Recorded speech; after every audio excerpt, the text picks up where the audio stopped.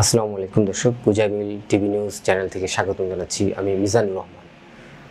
তো বরাবরের মতো এবার আরেকটি ব্রেকিং নিউজ নিয়ে এসেছি। সেটা হচ্ছে যে অনটনের মধ্যে বেড়ে ওঠা ছাত্রদের বাড়িতে হঠাৎ উঠেছে ভবন এলাকায় নানা আলোচনা। তো খবরটি আমি একটু পড়ে শোনাচ্ছি যে চাঁদাবাজির মামলায় গ্রেপ্তার বৈষম্য বিরোধী ছাত্র আন্দোলনের নেতা আব্দুর রাজ্জাক ওরফে রিয়াদের গ্রামের বাড়িতে নির্মাণাধীন পাকা ভবন আজ রোববার দুপুরে নোয়াখালীর সেনবাগ উপজেলার নবীপুর গ্রামে, এই ছিল এটা নেওয়া নোয়াখালীর। তো রাজধানীর গুলশানে সাবেক এক সংসদ সদস্যের বাসায় চাঁদাবাজির ঘটনায় গ্রেফতার আব্দুর রাজ্জাক ওরফে রিয়াদের গ্রামের বাড়ি নোয়াখালীর সেনবাগে পাকা ভবন তৈরি করা হচ্ছে। প্রায় 2.5 মাস আগে ভবনটির নির্মাণ কাজ শুরু করেছে। গত সপ্তাহে দেওয়া হয়েছে ছাদ ঢালাই। দর্শক, আব্দুর রাজ্জাক তিনি বর্তমানে বাংলাদেশ গণতান্ত্রিক ছাত্র সংসদের কেন্দ্রীয় কমিটির সদস্য এবং রাতে গুলশানের সাবেক সংসদ সদস্য শাম্মী আহমেদের বাসা থেকে রাজ্জাক সহ 5 জনকে গ্রেপ্তার করা হয়। এই ঘটনায় গুলশান থানায় করা মামলায় জিজ্ঞাসাবাদের জন্য রাজ্জাক সহ 4 জনকে আজ 7 দিনের রিমান্ডে পাঠিয়েছেন আদালত।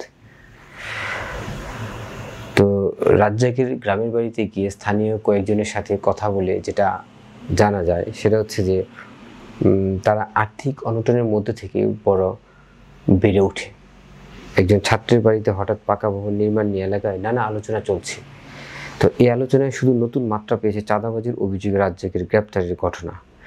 যদিও জমানো টাকা, অনুদান ও ঋণ নিয়ে ভবনটি করা হচ্ছে বলে পরিবারের দাবি। নাম প্রকাশ না করার সত্ত্বে রাজ্জাকের এক চাচি প্রথম আলোকে বলেন, রিয়াদের বাবা ও বড় ভাই দুজনেই রিক্সা চালাতেন, এখন চালান না।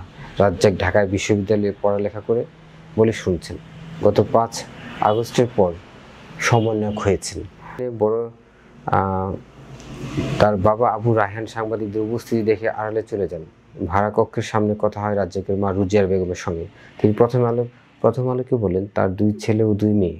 ছোট ছেলে রাজ্জাক ঢাকায় একটি বেসরকারি বিশ্ববিদ্যালয়ে পড়েন, বড় ছেলে ঢাকায় একটি বেসরকারি প্রতিষ্ঠানে চাকরি করেন। তো বড় ছেলে ফুটপাতে ব্যবসা করেন, এমন কথাও বলেন রিজিয়া বেগম। 2 মেয়েকে বিয়ে দিয়েছেন বলে জানান। তো দর্শক, এই ছিল এখন যে বৈষম্য বিরোধী ছাত্র,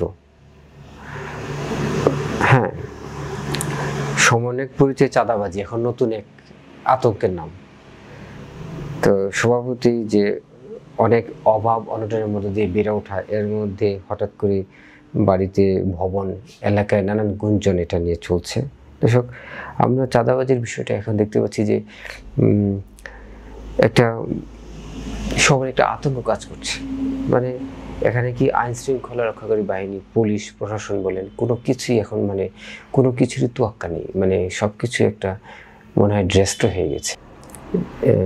বৈষম্য বিরোধী সেই জুলাইয়ের বৈষম্য বিরোধী ছাত্রদের উপর মানুষের যে ট্রাস্ট, যে একটা আস্থা ছিল, যে বিশ্বাসটা, সেটা এখন বোধ করি আর নেই। কারণ কোথায় চলে গেছে দেখেন চাঁদাবাজি, এগুলো যেখানে সাধারণ মানুষ চেয়েছে যে এইসব থেকে পরিত্রাণ পাবে, আবার তাদেরকে দিয়ে আবার সেটা শুরু হচ্ছে। দর্শক, প্রতিদিনের সর্বশেষ সংবাদ শিরোনাম এবং সর্বশেষ সংবাদ নিয়ে বিশ্লেষণ এবং বিজ্ঞান জানা এবং অজানা তথ্য সমৃদ্ধ নিউজ নিয়ে আমাদের চ্যানেলটির সাথে থাকবেন। এবং এটা যদি আপনার কোনো উপকারে আসে তাহলে দয়া করে সাবস্ক্রাইব করে রাখবেন এবং পাশে থাকা বেল আইকনটিকে প্রেস করে রাখবেন। ধন্যবাদ সবাইকে।